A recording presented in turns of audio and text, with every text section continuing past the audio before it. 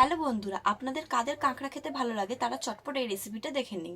তার জন্য আমরা কাঁকড়াগুলোকে ভালো করে ধুয়ে পরিষ্কার করে নিয়েছি। তারপরে হলুদ গুঁড়ো আর নুন কাঁকড়াটাকে ভালো করে আমরা মাখিয়ে নিয়েছি। তারপরে আমরা এখানে আদা রসুন বাটা এবং টমেটো এবং পেঁয়াজ কুচি রেডি করেছি। তারপরে আমরা কড়াই সর্ষের তেল দিয়েছি, ছোটো ছোটো করে আলু কেটে নিয়েছি এবং নুন আর হলুদ গুঁড়ো দিয়ে আলুটাকে ভালো করে এরকম করে লাল লাল করে ভেজে নিয়েছি। তারপরে আমরা ওই তেলেতেও একে একে সব কাঁকড়াগুলো দিয়েও কিন্তু আমরা কাঁকড়াগুলোকেও কিন্তু এরকম লাল লাল করে ভেজে তুলে নিয়েছি। তারপর আরেকটু কড়াই তেল দিয়ে তেজপাতা এবং গোটা গরম মশলা ফোড়ন দিয়েছি, পেঁয়াজ কুচি দিয়েছি। পেঁয়াজ কুচিটা হালকা একটু এরকম ভাজা হয়ে গেলে দিয়ে দেবো রসুন বাটা, আদা বাটা, টমেটো বাটা, হলুদ গুঁড়ো, লঙ্কার গুঁড়ো, জিরের গুঁড়ো। একটু ঝাল দিলে বেশি করে লঙ্কার গুঁড়ো দেবেন, দিয়ে অল্প অল্প জল দিয়ে মশলাটাকে ভালো করে কষিয়ে নেবেন। পরিমাণ মতো নুন, স্বাদ মতন চিনি এবং আলুটাকে দিয়ে ভালো করে মশলাটাকে কষিয়ে নেবেন। তারপরে কাঁকড়াটাও দেবে, কাঁকড়াটা দিয়েও ভালো করে মশলাটা কষিয়ে নেবেন। তারপরে জল দিয়ে এটাকে ঢাকা দিয়ে দেবে সিদ্ধ হওয়ার জন্য।